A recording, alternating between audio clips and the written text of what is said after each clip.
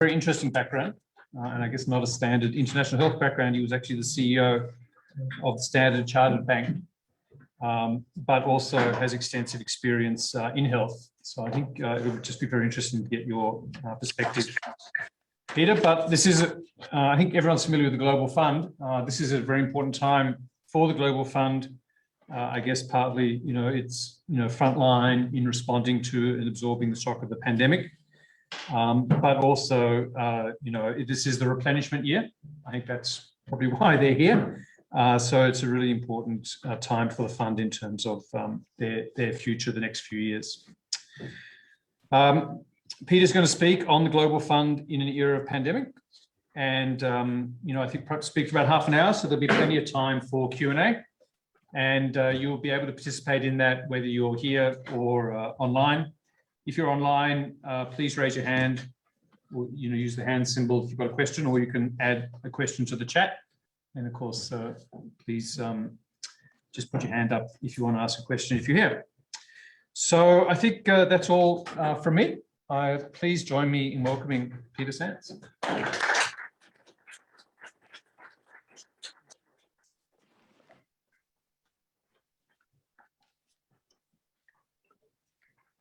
Now, I think I've got a screen to share.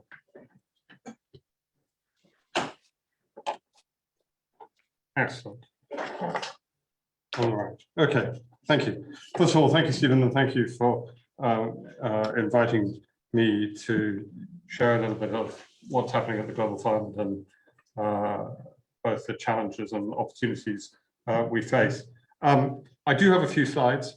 Not very many, and I suspect I will speak for less than half an hour, mainly not because I don't have lots to say about HIV, TB, malaria, and what Global Fund is doing, but more because I'm interested in hearing what you want to hear about and what questions you have, and having a discussion. The Global Fund, I'm assuming, is the basics of the Global Fund, I'm assuming, are familiar to you. We were created in 2002 in response to the exploding HIV/AIDS epidemic, particularly in Africa. And at the time, the decision was made, I think a very sensible decision, to pick up the two other biggest infectious disease killers, tuberculosis and malaria.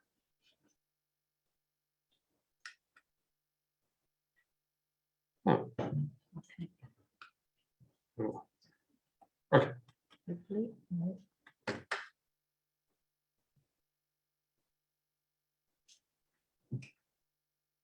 May or may not have a few slides.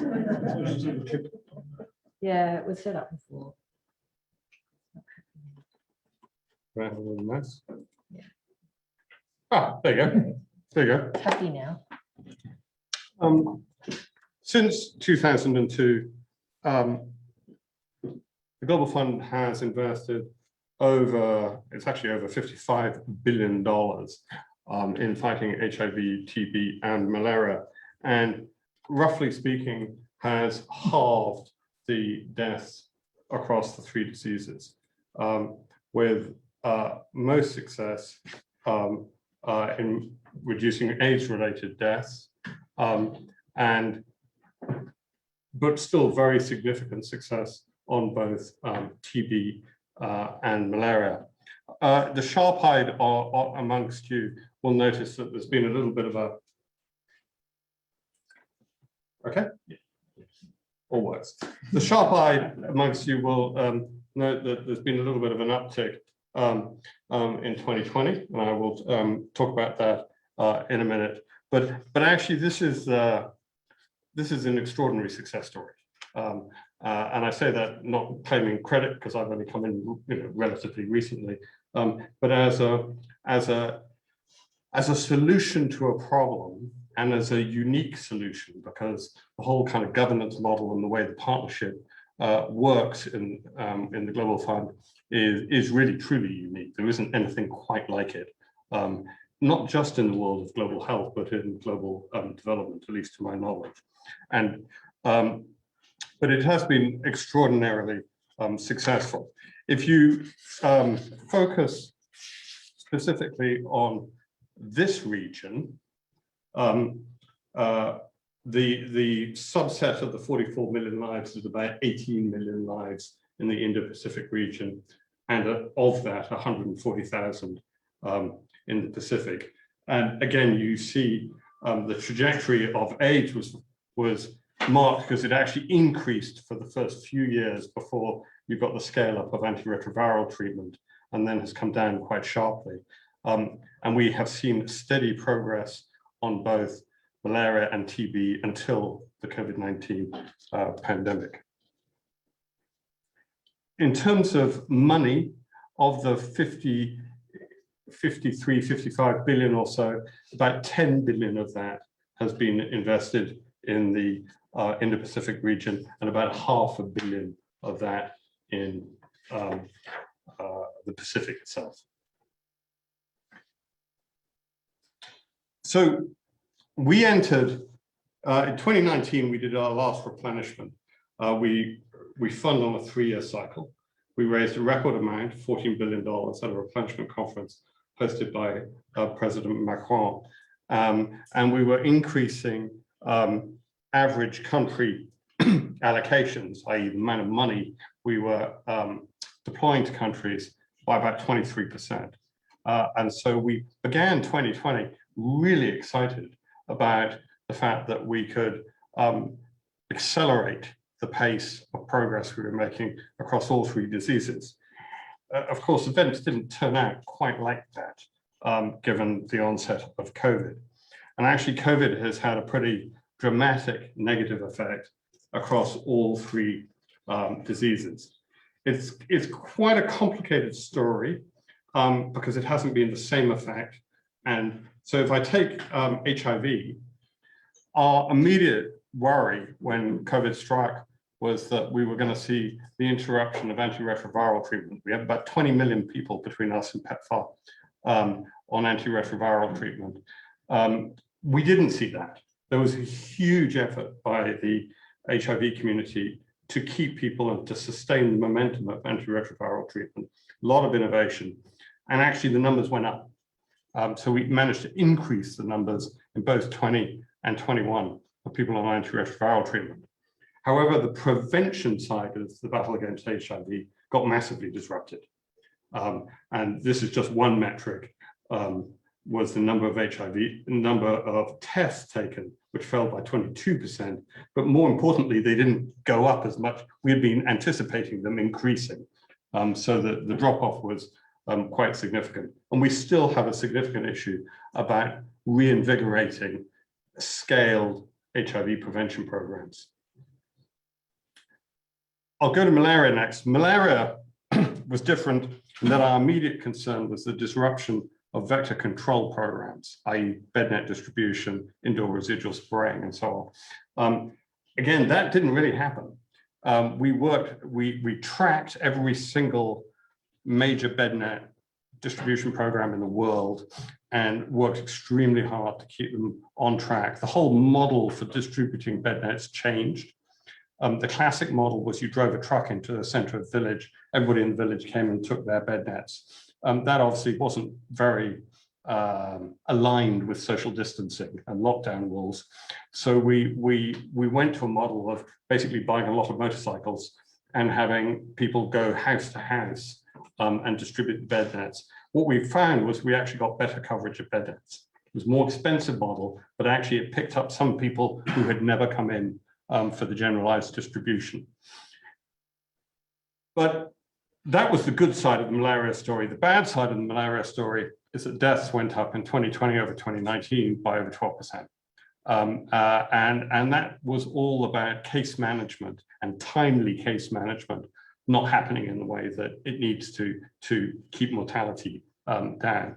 And that came down, a lot of it came down to the competing pressures on community health workers who were either doing things related to COVID, or they were sick themselves, or they were isolated, or because of lockdown rules, they couldn't get to the village. And we had already got to a situation where we were kind of stagnating in many places, at least the high burden places on malaria. We were still making progress in the places nearer to elimination.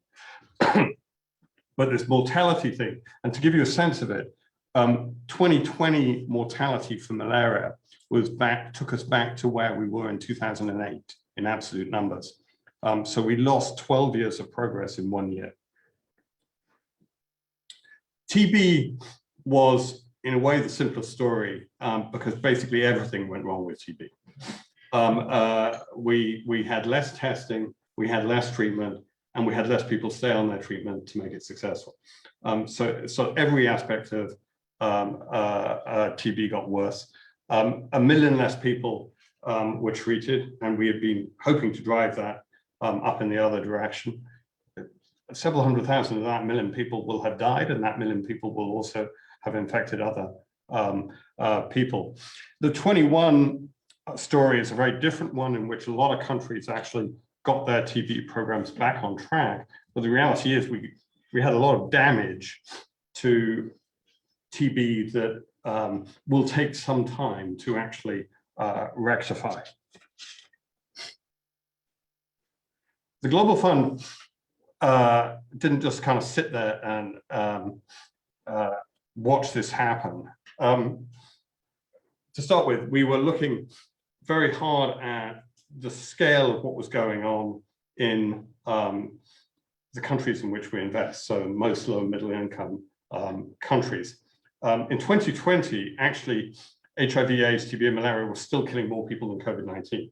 In 2021, COVID-19 was a bigger total, although we still don't quite know how many people died. And frankly, in places like India, and you will recall that devastating Delta wave in India, it's quite hard to tell how many people died of TB and how many people died of COVID-19. Quite a lot of people who, in a sense, quite a lot of people who had TB got COVID-19 and died.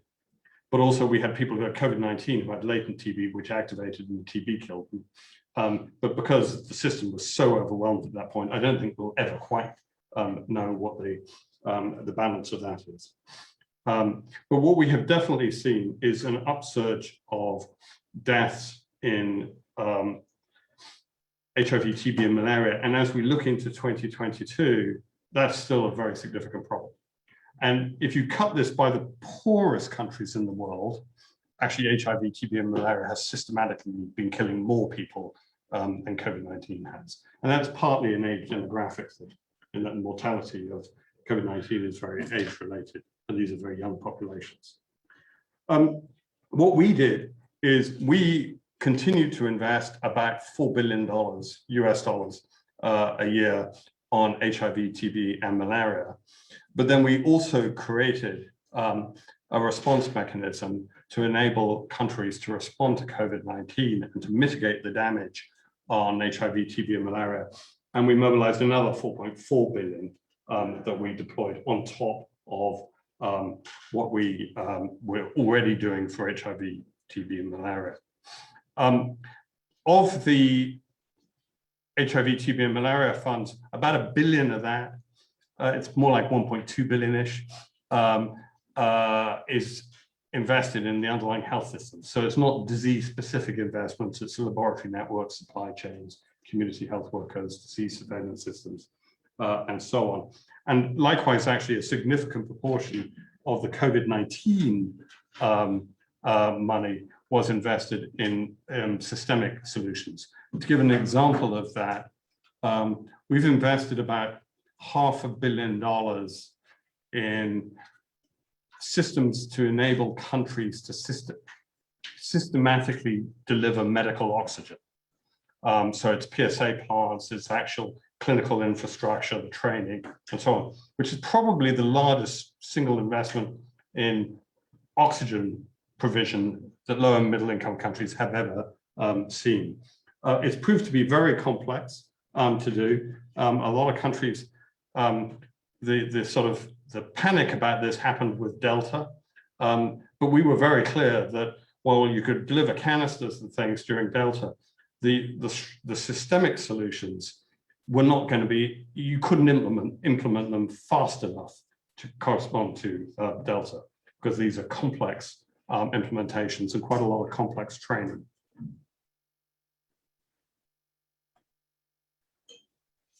One thing I think that we all learned during COVID-19 was that when you're responding to a pandemic, the systems you already have are the foundation of what you can do in response.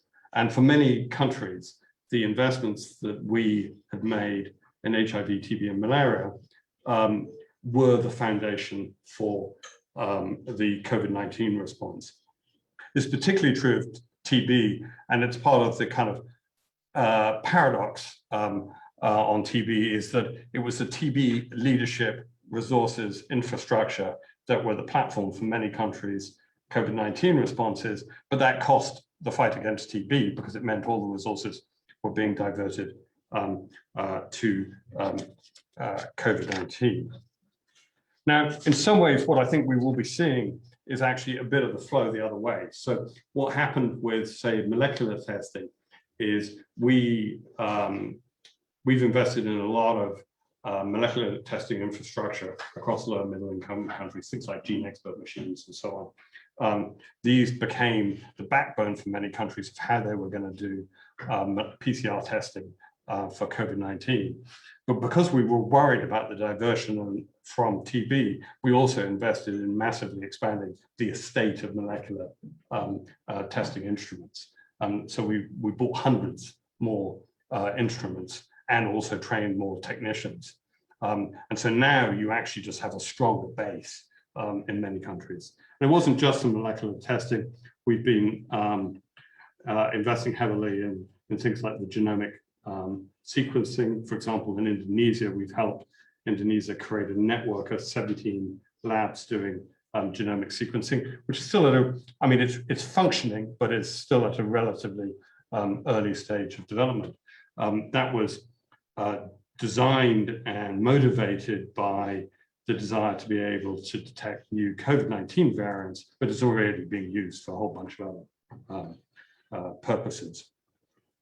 One aspect of the systems side of things that is crucial to the way we do HIV, TB, and malaria, but I think when we look back on the COVID-19 response, I would argue that we probably didn't pay enough attention to was community systems and community engagement. This has been pioneered, particularly in the fight against HIV, where communities have played such a crucial role and continue to play an absolutely vital role right at the center of the fight against HIV. But increasingly, community-led interventions are critical to both the TB and malaria programs. But when COVID happened, in many countries, it was a very top-down response.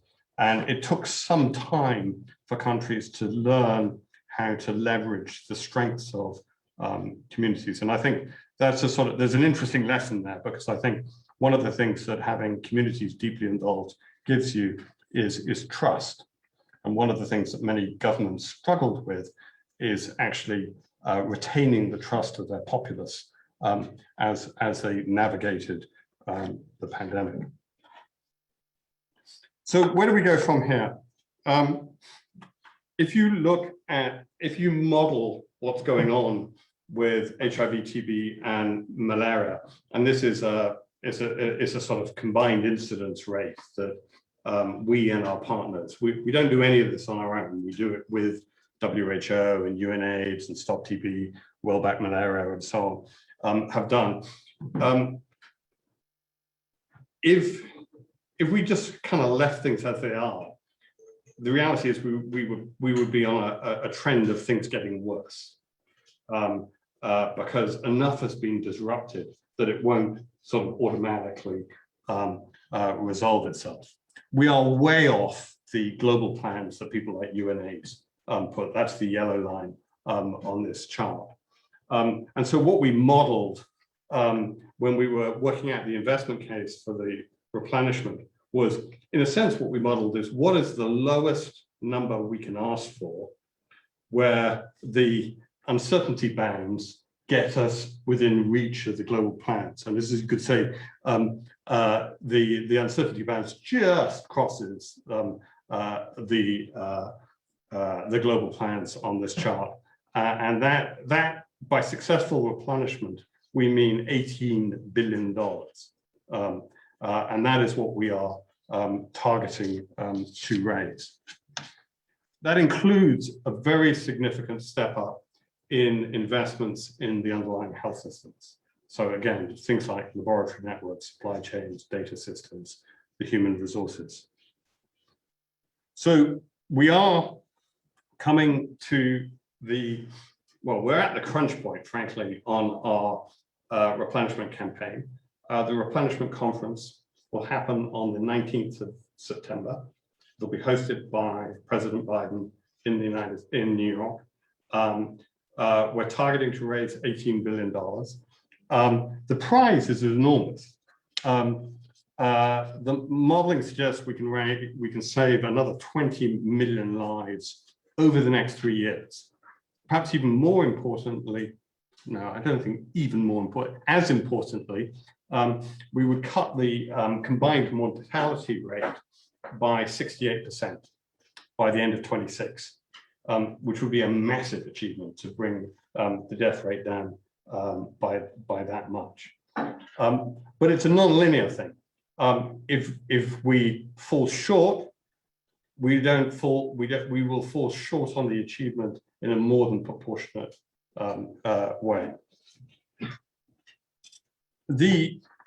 I probably don't need to convince the people in this room or online about this, but the economic returns from attacking these diseases are enormous. I mean, I come from the world of financial markets and banking, and if you got a 31-cent return on investing $1, so you invest $1, you get your $1 back, and you get 31 cents on top, you'd be thrilled. That's a really high rate of return.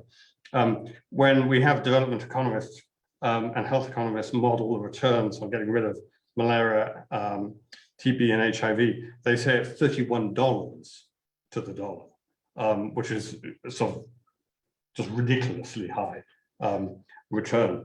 And it's interesting, one thing that has really changed in the whole discussion around global health is the fact that we now have finance ministers and political leaders in rich countries who actually have a much better sense of the damage an infectious disease can do to an economy, a much better sense of what's at stake in either protecting from infectious diseases or, in the case of many of the countries we're talking about, freeing them from the burden of infectious disease.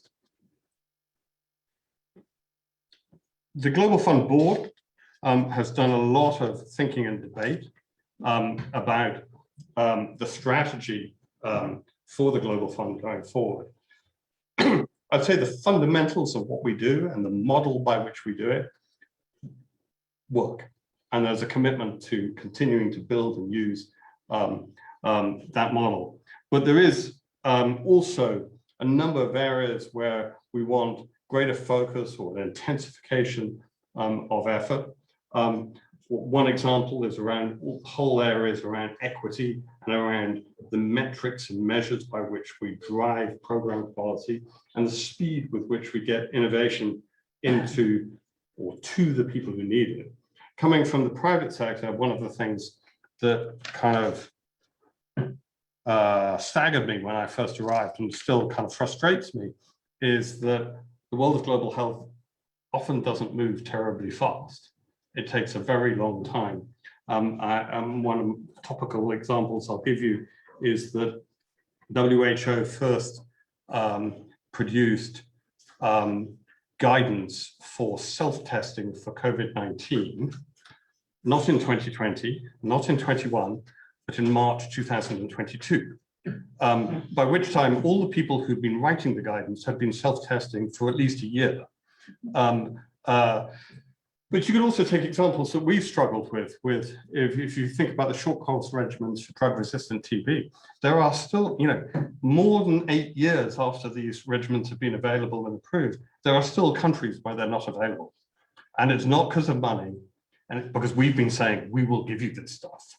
It's because of all sorts of reasons about local regulatory approval, local protocols, sort of inertia. But we've got to get better at this. And there were some great examples during COVID-19 of making things work faster. We need to import those examples into the fight against HIV, TB, and malaria. Huge emphasis within the Global Fund's strategy around how you build more inclusive, resilient, sustainable, and I would say integrated systems for health. And the big thing here is not having too narrow a focus on any one particular disease. When we reflect on our contribution to pandemic preparedness and response in the COVID context, the Global Fund did contribute a lot to preparedness, but we kind of did it accidentally rather than with any intent, right? We invested in things to fight HIV, TB, and malaria.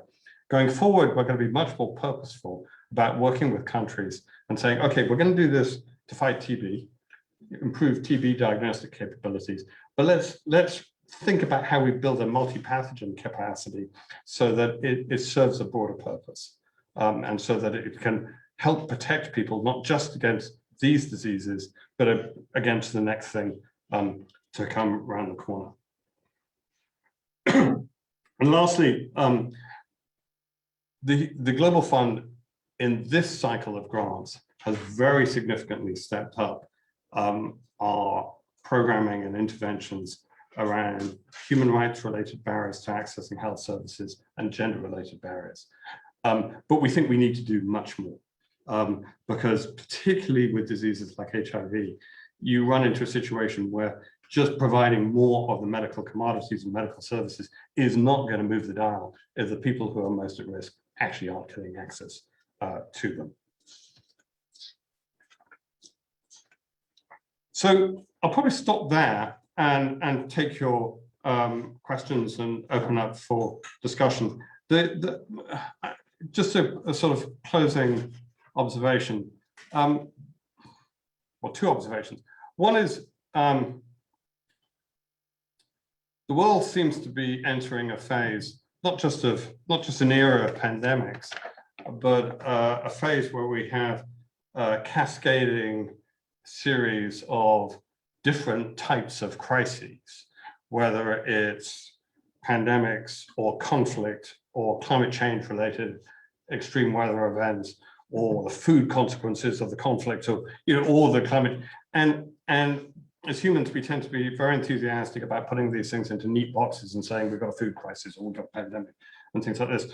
The reality is they all start hitting each other, and almost all of them have an infectious disease consequence. And actually, most conflicts kill more people through infectious disease than they do through bullets and bombs. What we are seeing, say, with the food price hikes and shortages is that there's sort of two aspects to it. One is there will be, unfortunately, it looks like there is a real prospect of mass starvation in certain parts of the world, but there's also a prospect of a far bigger number of people just being poorly nourished. And those people are all going to be more vulnerable. Their survival rates from things like malaria or TB are going to go down. So one of the challenges we face is how do we make sure we're taking a broad enough lens and being creative enough in our partnerships with people who can bring other skills to bear so that we can protect the people from the reality they're facing rather than the neat categories we tend to impose on it. The second final thing that I think is something we're really wrestling with, but is the kind of reality with what the Global Fund is dealing with, is at one end of the spectrum, we're dealing with some big long-term structural issues, such as structural gender inequalities that, say, make adolescent girls and young women in Eastern Europe and Eastern and Southern Africa so much more vulnerable to HIV infection. You can't solve that problem by just biomedical means. You have to address the deep structure. That's a long-term fight. So we've got some of these long-term things. And then on the other hand, we're finding ourselves increasingly involved in things where the development humanitarian line gets very blurred. Whether it's Afghanistan post Taliban taking over Kabul, whether it's Ukraine right now, Myanmar, there's far too many of these countries that are in these sorts of situations. And that's quite a challenge for any organization, but it's actually, I think, one of the strengths of the Global Fund partnership is that we're able to work on both these longer term things and actually move very rapidly when faced with crises. I'll stop, and Stephen, with your guidance, can take questions and however it works.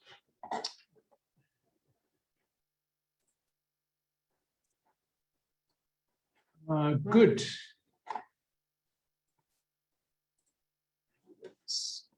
Thank you very much, Peter. That was really engaging and interesting. Actually, just before going to the floor, I was a little bit remiss in my introductions. Thank you to everyone the whole delegation who's come, and especially want to acknowledge Ros Morata, who many of us know from work on Papua New Guinea, and who is the Vice Chair of the Global Fund. So it's great to see you, Ros, and I think it'd be great if you could contribute as well. So I'm just going to put you on the spot, give you a few minutes to think. But sorry. And also Matt Morris, who's actually Ros's advisor, but Matt and I started the centre together. So great to see you, Matt. Thanks for setting this up. Ros, do you want to say anything now before we go? Yeah, okay. We look forward to hearing from you. So this is your opportunity. Would people like to ask a question, make a comment? Yeah, Paul. Well, Maybe just maybe, introduce yourself. so Paul Flanagan, so background in AusAid and Treasury, and currently working in the PNG Treasury. We think, depending on who gets warning. So I guess in some ways even asking this challenge to Ros in terms of where, like I'm thinking of a scenario of an extra 100 million kina, let's say, being made available to the health system in PNG, maybe to Minister Lino or someone, and the balance as to how you would allocate that, given all of the competing needs in the health sector for these sorts of things. So obviously a huge challenge there with these identified illnesses. Very strong points made about dealing with the systematics of issues and all of those dimensions of gender of that, but also huge issues around just basic childhood vaccinations and breastfeeding and nutrition and that. How would you balance this with those other competing items? Well, yes, all those other needs are correct. I think the major problem in Papua New Guinea is that Ros, do we want to invite you up here? Just so to pick up the mic. Yeah. The mic should work all around the room, but I think it's safer if you're up here. The major challenge in Papua New Guinea is not what the money's spent on, but how it's spent. As you well know, there's huge inefficiencies in the system. There's lots of corruption in the system. The Global Fund money doesn't suffer from those problems because there's zero tolerance of corruption. And in the case of Papua New Guinea, when we had an audit and it was found that $3.5 million had been embezzled, we had to pay it back. Otherwise, we would have lost all the grants. And it nearly killed me, but I did get the government at the time to pay back $3.5 million US. And that enabled us to continue operating. So from just a sheer use of money point of view, there's good value in doing it the way that the Global Fund does it. And it's also performance-based funding. So the country decides what it wants to ask the Global Fund for, and it's agreed through a process of technical review and discussion. But the indicators that are set have to be achieved for the money to continue to flow. Now, there's no other program in the National Department of Health or provincial departments of health that operates like that. So if the PNG budget was going to allocate another 100 million, I think they need to look at the way they're spending the money, not just what they're spending the money. That's the key thing. Thank you. There was another question. Yeah. Ryan. Sure, I'll jump in. My name is Ryan Edwards. I'm with the Development Policy Centre. Historically, when I've thought about the Global Fund, I've thought of it as being across a sort of spectrum of donors as being one of the more effective ones because it goes after the things that we know how to do pretty well. Like if you look at malaria and those other ones, it could give Well's top causes and charities. They all rate up the very top there from sort of an effective outcomes angle, you know. I'm curious as to how you sort of think about your own efficiency, based on what you sort of just said, against that type of a benchmark. But then also as you start to delve into these more complex problems that we don't have good solutions to, gender issues, I think like institutional capacity building stuff, how are you going to sort of ensure the same value for money and efficiency versus just taking that straight EA angle that seems to have been one of the key strengths in the past? Yeah, when I first got involved in all this, I got sort of waylaid by a lot of people with passionate spiels about vertical versus horizontal and all this sort of stuff. And it had the sort of tone almost as one of these kind of, you know, religious sort of theological debates that people felt, and you know, at one level it's kind of obvious that the great advantage of being very focused on a specific disease and the numbers of people dying or being infected is you get very clear metrics and you can be really focused on it. The big disadvantage is that people are facing much more complicated situations than that. And having somebody saved from dying of HIV only for them to die of COVID is not actually a great answer. And so what I think we are very much sort of engaged on is saying, can we broaden and make more people-centric and therefore sort of solving the broader problem, the things we are doing, while not compromising that relentless focus on outcomes. So ultimately we're fundamentally interested in, are people healthy? Are they alive? And that everything else is a sort of means to an end. And I think one of the things that has bedeviled quite a lot of the horizontal interventions is that they sometimes get focused on kind of input metrics as opposed to those things that ultimately affect people. I'm saying that's a journey. I don't think we can't suddenly make it simple because it isn't.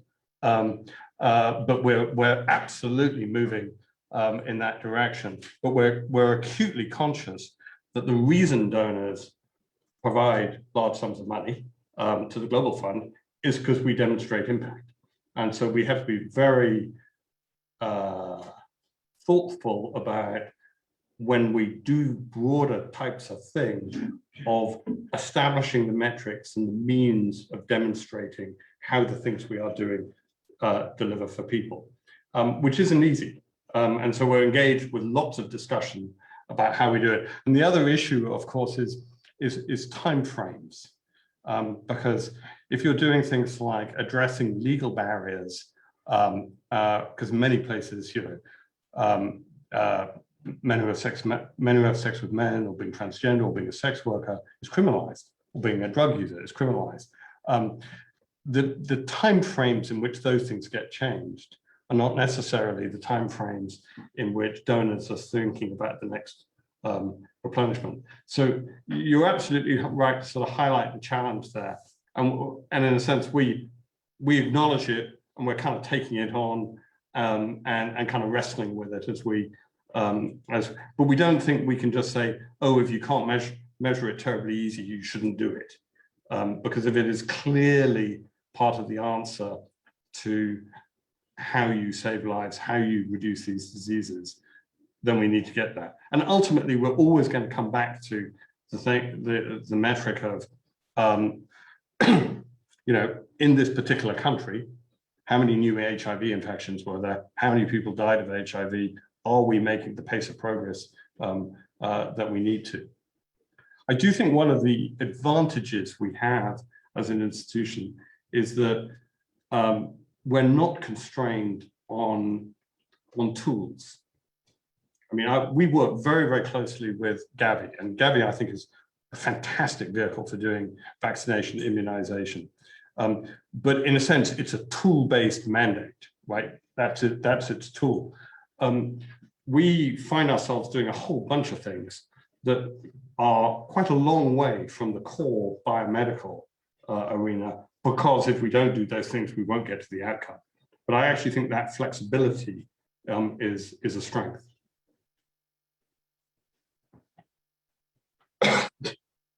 Okay, other questions? Also like to invite people joining us online. In fact, here we have a question from Marina. So thank you, Marie. I've just, you can see it on the screen. It's about the new government. It's had a very busy agenda. What sort of reception have you been getting, especially since you are asking more from Australia, almost doubling the ask? What messages are resonating the most? I don't know if you want to disclose who you're meeting with. Well, to start with, put this in context. The $18 billion is a 30% increase on what we raised in 2019. And that's not because, we just want to get bigger. It's, as I said, it was actually, when we did the modeling, it was the minimum we could ask for to have a credible story about getting back on track towards the 2030 goals. And we have started this replenishment campaign with one huge step forward, which was that the United States, as our biggest donor, committed to increasing its pledge by 30% to $6 billion over the 3-year period, which is a third of the total. There is a catch here, though, which is that under US legislation, the United States cannot provide more than 33% of the Global Fund's funding. So to unlock the full value of that $6 billion pledge, you have to find the $12 billion from elsewhere.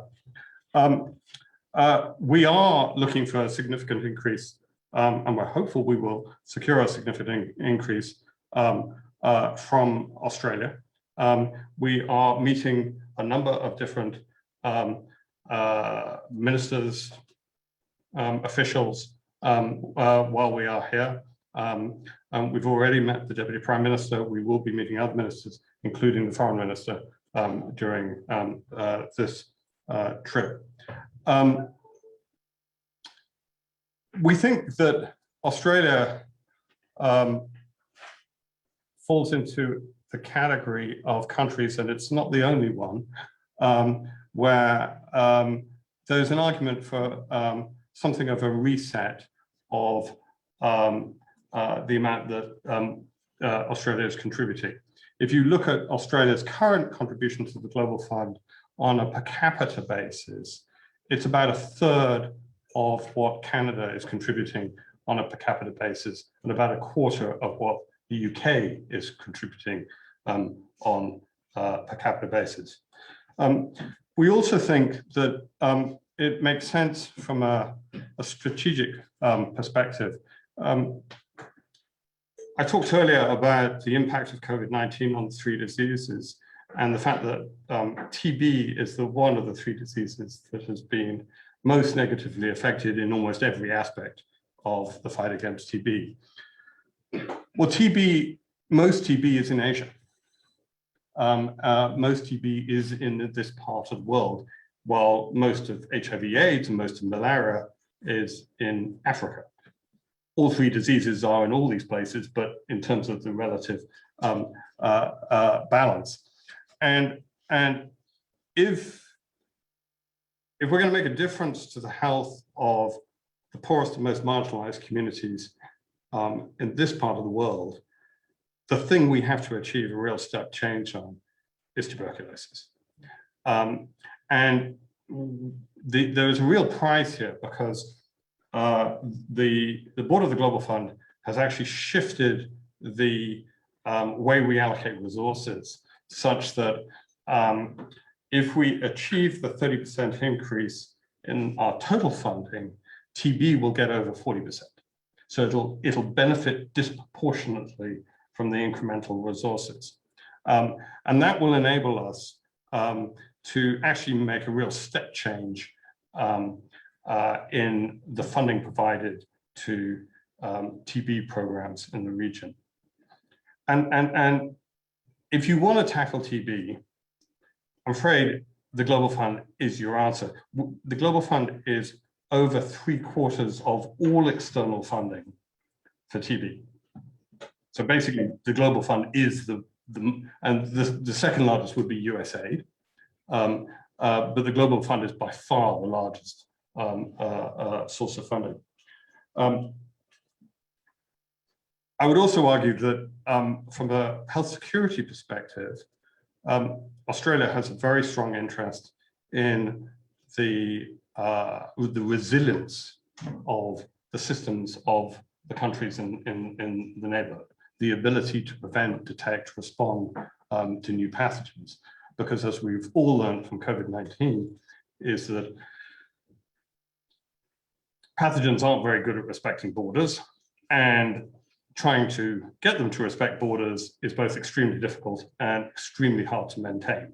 And that's proven true with COVID-19, but it's also true of other pathogens. I also think we have to be thoughtful about the way climate change is changing the geography of diseases. This is most obvious with malaria, where you're seeing in PNG malaria moving into highland areas where it wasn't before. It's also true in highland areas of Africa. But I think because, in a sense, climate change is doing so much to different ecosystems, we don't really know how it's going to change the geography of other diseases.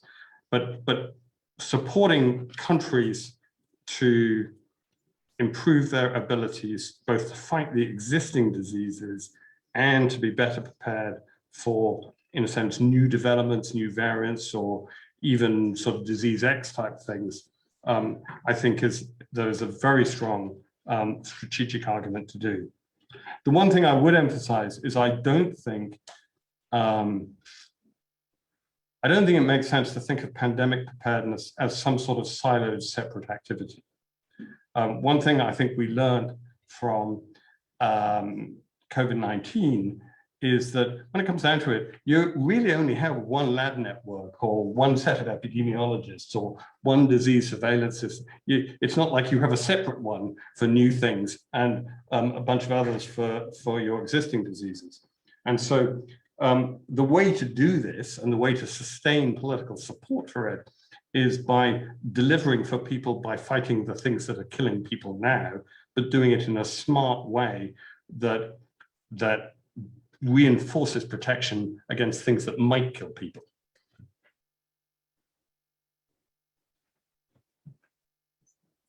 Great. Thanks for that. Was very interesting. Thanks, Marie, for asking that question. There's another question on the chat from Madison Barker. What measures has the Global Fund taken to reduce gender inequality for the testing and treatment of these diseases? It's a really good question. What I would say is we've done a number of very targeted things. So, for example, we have a particular focus on adolescent girls and young women in certain countries in Africa where they are particularly vulnerable to HIV infection. So there are very targeted interventions to provide support. And it's not just biomedical, like testing and stuff. It's, we do in some instances, for example, support girls to continue staying at school, because we know that if they stay at school, they're less likely to get infected. In other places, for example, in Afghanistan, we've done specific interventions around ensuring that women with TB get access to testing. Obviously, that's pretty difficult in the context, but also really important. But what I would say is I think we are on a journey here in that I don't think we have yet made the gender lens as pervasive as it needs to be in all our programming. What we've tended to do is have things that are very specifically targeted around a particular identified gender inequity of some sort. But I'm not sure, well, I know that we haven't done it as systematically as we would like. And one of the commitments we've made in the new strategy is to be subjecting all our programming to a gender lens in a much more sort of structured and systematic way. Look, I might, oh no, please, I'll hold my question. Thanks very much. My name is Sarah Woodley. I have an international development background and currently at the luxury being a student at the Crawford School here. My question is around, you mentioned the almost accidental contribution that the Global Fund was able to make to pandemic preparedness. And I was wondering, you talked about health system strengthening and the role potentially of a more intentional effort from the Global Fund in the future. What do you see as the Global Fund's kind of niche contribution or value add to doing that health financing and some of those systems efforts in business? Yeah, I don't want to exaggerate it in the sense that we were very intentional in our efforts to strengthen health systems. We were, on the whole, less intentional in strengthening the capability to detect and respond to new threats. Although even before COVID-19, we had actually commissioned some work from Georgetown to look at how what we were doing translated into improvements in the various indicators under the JE. And what we wanted to do is use that as a kind of structured way of working out how to become more intentional. So even before COVID-19, we kind of had that intent. COVID-19 has just made it starkly obvious that it's an important thing to do. And so what we are now really looking at is, what does it actually mean when you are, say, investing in a small town in Indonesia to improve their ability to detect drug-resistant TB by, say, equipping a lab, putting in 3 or 4 GeneXpert machines? What would it mean to, say, make that more multi-pathogen in nature? What more training would be required? Would you require another machine or two? How would you help them think about the way they manage it and prioritize the activities? Now, there isn't a single answer to that, because what would work in Indonesia through the structures and things will be different from what works in a different country. And also in some countries, you run up against institutional silos within the countries themselves. You know, you have the national TB program or the national AIDS program saying, you know, this is ours, don't touch us, sort of thing. But essentially what you want to be doing is creating fungible capacities that can be used to serve multiple purposes. Because I believe that the way you build pandemic preparedness is, in a sense, on a marginal cost basis, off the back of the things that you're going to be doing anyway. To build it separately is an incredibly expensive exercise. I mean, specifically on the issues around financing, a couple of answers. One is, we are the largest provider of grants to low and middle income countries for health system strengthening. We're spending about $1.5, if you include the COVID money, about $1.5 billion a year on that. And if we get the $18 billion, we'll take that up to about $2 billion. So in terms of just money we're providing, we're looking to increase that. We've also invested, we've in the last 18 months, we've created a specific department around health financing in order to be able to provide more structured technical assistance to countries on solving their part of the equation, not just the bit we're financing, and doing things like blended finance transactions, debt swaps, all that kind of stuff. But what we know is that ultimately the big pot of money that's going to be spent by countries on fighting these diseases is not what we spend or DFAT or PEPFAR or whatever. It's going to be the domestic resources. So helping them spend that money better, to the discussion that you were having about PNG, is a huge part of the answer. We also do co-financing obligations. So we hold countries accountable for their contributions whenever we make grants. These are very tailored by country, because what we will ask of a Mali is very different from what we will ask of Philippines. And obviously we're not doing this in isolation. We're working with the World Bank. We're working with Gavi. We're working with all the bilateral partners as we do this. Okay, well, we are almost out of time, so perhaps I'll take what might be the last question. I just wanted to ask Peter, I mean, it's a fairly depressing scenario. We've taken a hit, hoping to start going down again. Every now and then you hear about vaccines for these diseases, sort of breakthroughs. I know Australia has been investing in sort of that R&D or supporting the PDP effort. And then there's all the work around COVID and the mRNA, or whatever it is. And so what is that, as an expert, what is the scope for actually a real breakthrough? And we can actually talk about vaccines and really bringing down the numbers very rapidly. Well, let me start by making a big disclaimer, which is I'm not an expert. I'm not a clinician. I'm not a scientist. I'm an economist by training, and I came at this from a career in financial services. So I'm far from being far from being an expert. Look, obviously, we're seeing some really interesting developments. There's some very interesting TB vaccine candidates. We've already got one, not massively effective and quite expensive, but at least one malaria vaccine, and we've got a more interesting one on the horizon.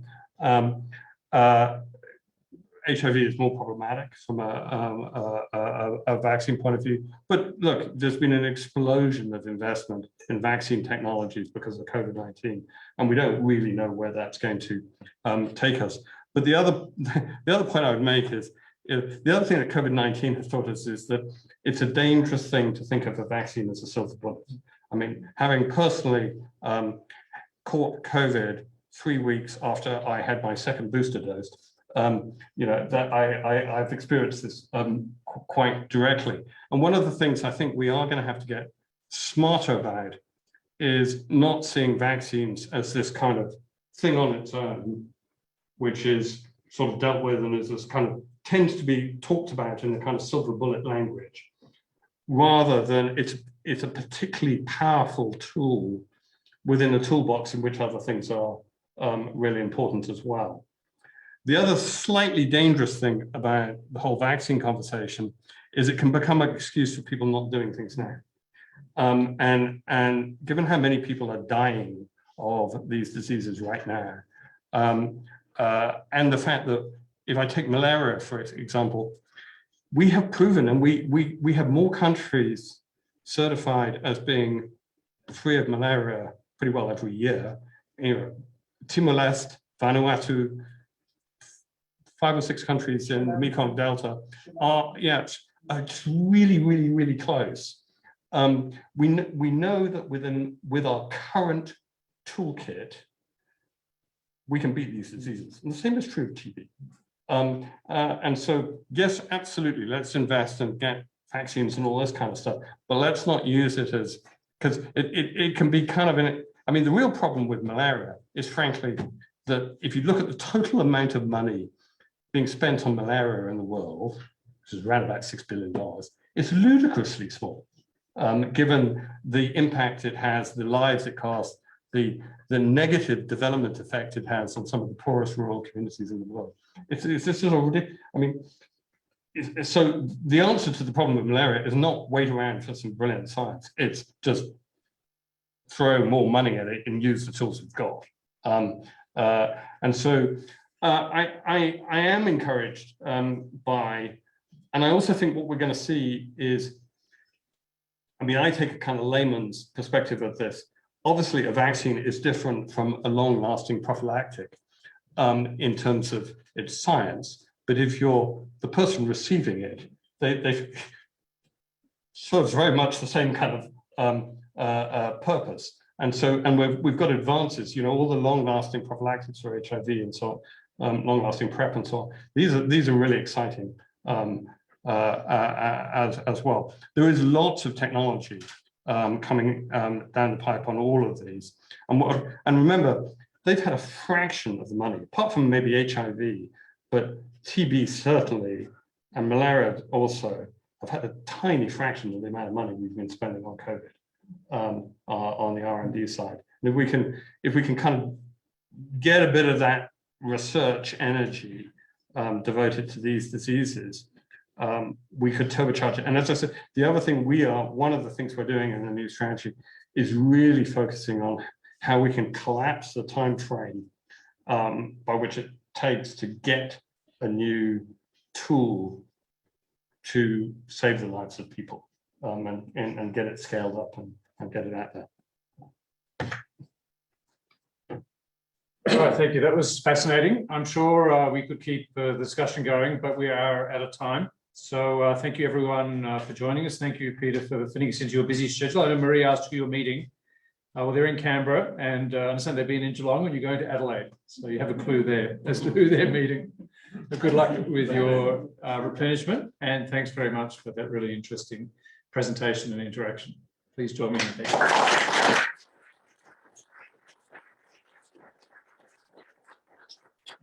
Thanks everyone for joining. Thanks for coming. It's a great turnout. Please feel free to stay and chat. And there's some literature up the front. Thank you.